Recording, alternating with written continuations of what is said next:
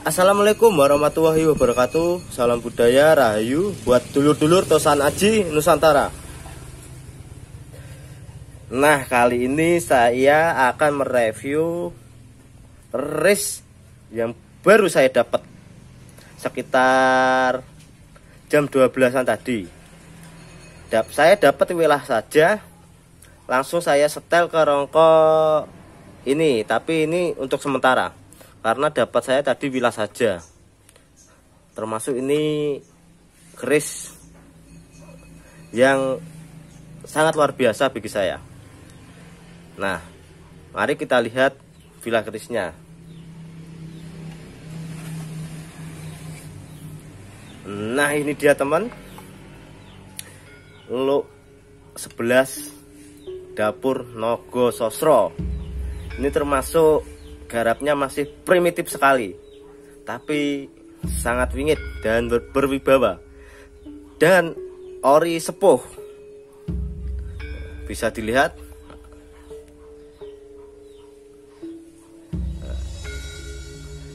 ini masih ada karatnya.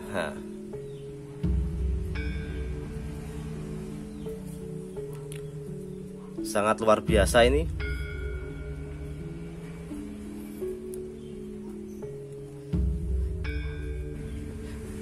Butuh perjuangan untuk mendapatkan ini. Walaupun perjuangannya sangat susah, alhamdulillah bisa saya dapatkan keris Nogososro primitif ini.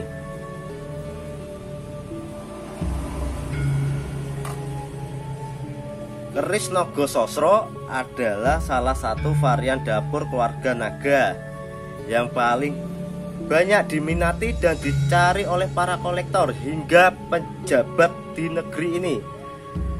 Keris ini berluk 11 dengan bagian gandek yang diukir ornamen bentuk kepala naga. Nah, ini bermahkota, bisa dilihat. Ini ada mahkotanya.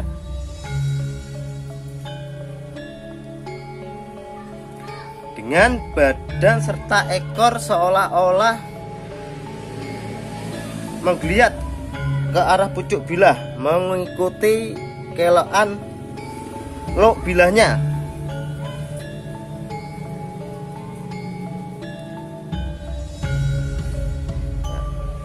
Termasuk super ini.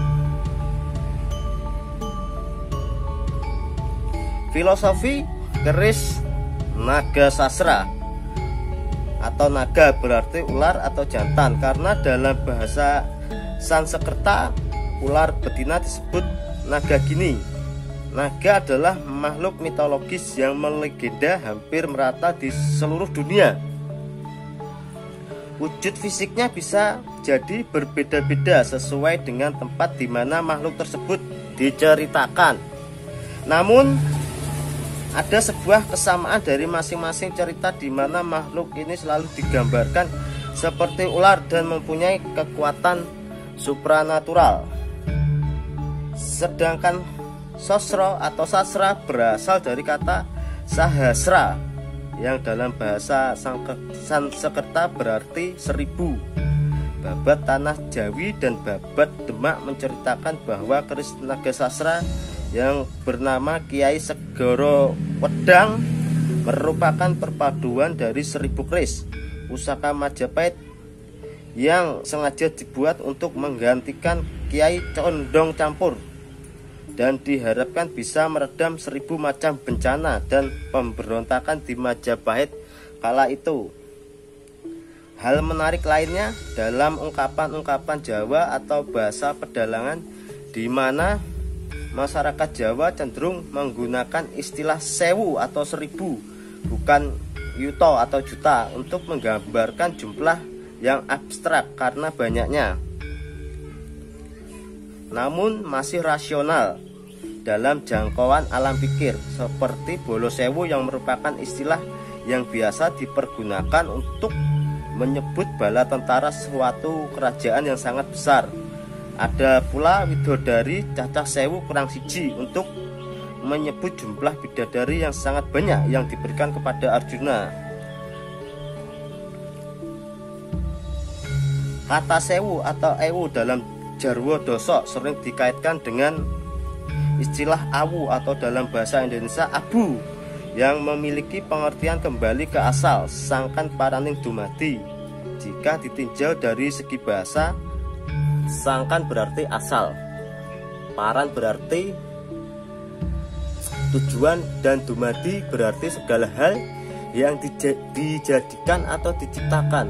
Sehingga secara harfiah ingat akan sangkan paraning dumadi berarti juga ingat akan sesuatu yang menyebabkan semua ini terjadi. Sebuah kearifan bagi manusia untuk selalu ingat Sang Pencipta.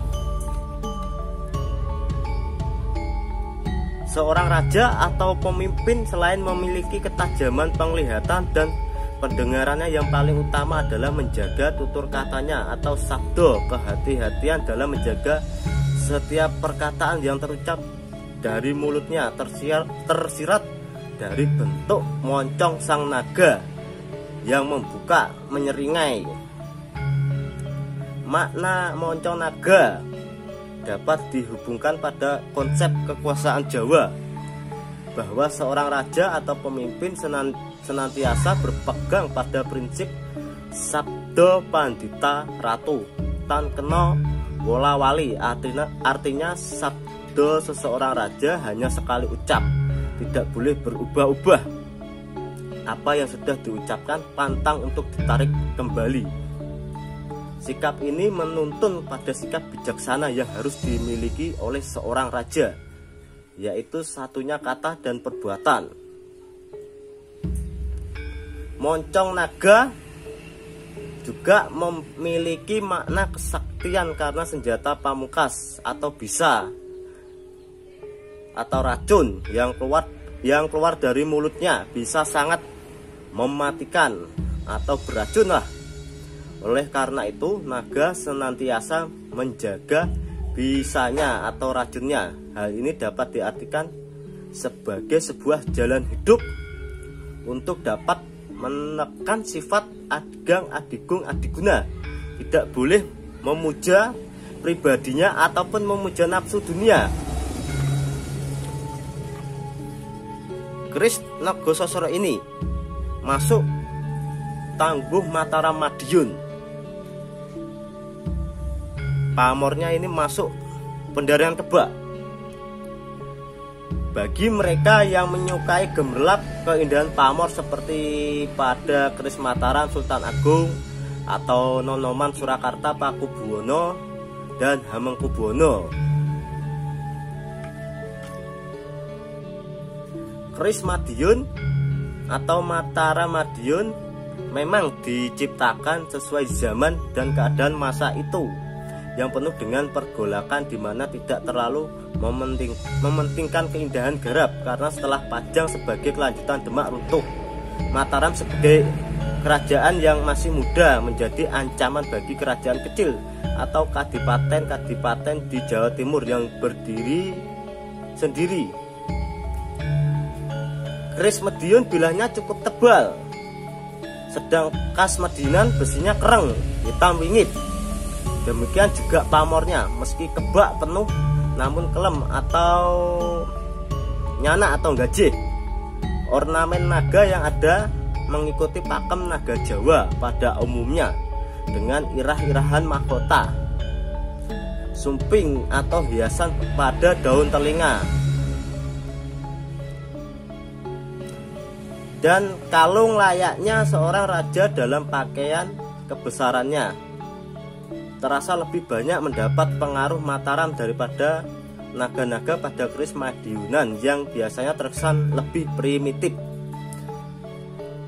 Secara khusus bentuk mahkota naga yang ada pada pusaka Madiunan menyerupai mahkota dengan jamang bersusun 3.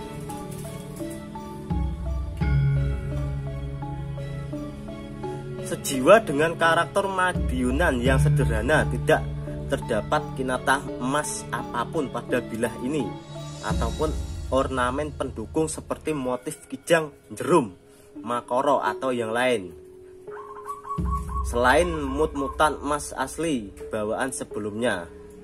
Jadi keris tangguh Madiun itu sangat sederhana, tapi terkenal dengan keampuhannya, kewingitannya.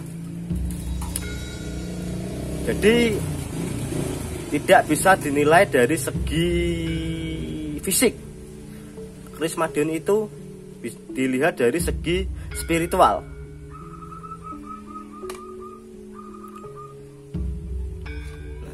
Jadi itulah review hari ini tentang keris Nogososro ini. Semoga keris ini akan mendapatkan jodohnya atau ikut tuan barunya. Sekian dan terima kasih.